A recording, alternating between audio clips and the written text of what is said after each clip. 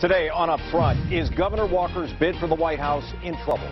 The governor now promising to redouble his focus on Iowa amid reports of campaign cash trouble. Why is Walker sliding in a state he once led? I'll ask Des Moines Register political columnist Kathy Obradovich. Then, the Wisconsin congressman lighting up Donald Trump on Twitter. Republican Reed Ribble on incivility in political discourse. And America awaits Pope Francis. Milwaukee Archbishop Jerome Listecki on what the Pope's visit means for U.S. Catholics. Covering the issues important to Wisconsin. This is Up Front with Mike Goucher. Hello again, everyone, and welcome to Up Front. Scott Walker's on life support.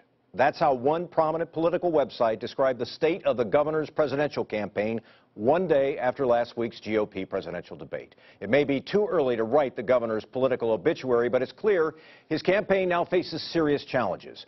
Media reports last week spoke of campaign money troubles, anxious donors, and calls for a staff shakeup. Walker turned in an improved performance in last week's debate, but he was widely perceived as lacking a breakout moment.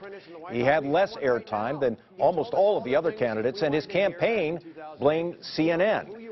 The governor told a reporter he's now putting all of his eggs in his Iowa basket, a state he once led, but where he's now polling at just 3%. Can he find a way to turn it around in time for the Iowa caucuses? We're asking Des Moines Register political columnist Kathy Obradovich, who's at our Iowa sister station, KCCI-TV. Kathy, it's good to have you back on the program today. So you're talking to Republicans in Iowa, people on the ground, people who are sort of inside politics in Iowa. What are they saying about the status of the Scott Walker campaign? Well, you know, Scott Walker started at the top of the polls in Iowa just at the beginning of the year. Now he has slid down to, maybe fourth or fifth, not quite the middle of the pack. And so he does definitely have some issues he needs to address. He started off being an early favorite because of what was going on in Wisconsin, his record there. People thought he was a strong conservative who had taken on unions. They really liked that about him. But then his campaign sort of went dark for a while. His campaign was working in Iowa. People didn't see or hear of him for quite a long time. He's back this summer now and saying he's going to put all of his eggs in the Iowa basket, and that's fine. But he is going to have to, I think, retool his campaign and find a way to take advantage of the opportunities he does have, which I don't think he did earlier in the year. Do you have a sense, Kathy, of who has taken some of the earlier Walker support? Well, in part, Donald Trump. I think that Donald Trump took a lot of the air out of a lot of campaigns that were up at the top. Nobody could get any media attention because it was all Donald Trump all the time. If you added up all of his minutes on all of the cable TV channels, he could probably have his own channel. So nobody could get any attention. I also think that, people were looking for a governor. And so Scott Walker was somebody that they found of interest, and all of a sudden, all of the interest is around outsiders, people who have not served in government before. So not only Trump, but Ben Carson and Carly Fiorina are on the rise. People who have actually been elected before, including Scott Walker, are on the decline. I've heard some rumblings within the Walker campaign that go something like this.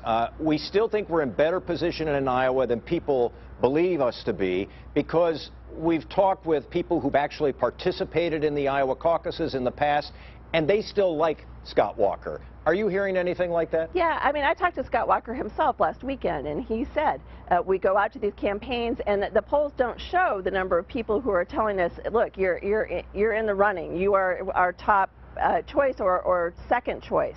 And it is good to be a well-liked second choice at this stage of the caucuses, but it's better, I think, if you're coming up from the bottom than coming down from the top and then trying to get back up. So we'll see if he can handle that. But he does feel like he is playing the long game. You know, he likes to use the analogy of he used to be a half-mile runner. The people that started the race with him are not the people usually that he's against at the end. And there is some truth to that. You look at what happened in 2012, people were up and down all the time, and it is good to play the long game. However, you have to have enough money and resources to be able to hold it out. Maybe let's look back at the last election, and I'm thinking about Rick Santorum, and there was a last-minute surge. Is that sort of thing still possible for somebody like Scott Walker, who was a front-runner and now is not a front-runner? Could he make a late surge? Absolutely. I mean, I think that is what he is counting on, is the opportunity to stay in there and get hot at the end. That's the way that candidates often win the Iowa caucuses.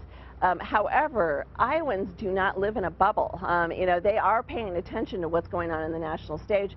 And I think that after having a couple of candidates win the caucuses who did not go on and win the nomination, that they want to find somebody who can actually win and who can go the distance, not just from Iowa, but through the other early states and have a shot at the nomination. Scott Walker has to show that his campaign is viable enough to do that. Are there, based on people you've talked to, Kathy, are there any visible signs of stress on the Walker campaign in Iowa in terms of personnel, money, their ability to get their message out? No, I mean, the event I went to last weekend was a pretty small event. There were like 40 people in this small town in Iowa. He got off the bus. There were only a couple of reporters, but he spent over an hour talking to every single person, some for 5-10 minutes each. He is showing that he can really be a good retail campaigner and make use of those skills. But frankly, I think all the national media were talking to Donald Trump, who was also in the state. So again, I think he also has to find a way not only to talk to voters, which I think he's good at. He's good at doing that here, but also to get the national media to pay attention to him. All right, Kathy Obradovich is a political columnist for the Des Moines Register. It's good to have you back on the program, Kathy. We appreciate it. Thanks very much. Thanks for having me. You bet. Scott Walker made the loser list in some reviews of last Wednesday's debate. You can see a roundup of coverage of Walker's campaign on the Walker Watch blog at wispolitics.com. A Wisconsin congressman, a Republican congressman, is hammering Donald Trump on Twitter. Next on Up Front, I'll ask the usually mild-mannered Reed Ribble about his tough tweets about Trump. And later, Pope Francis makes his first visit to the United States. Milwaukee Archbishop Jerome Listecki on why Francis is connecting with so many people.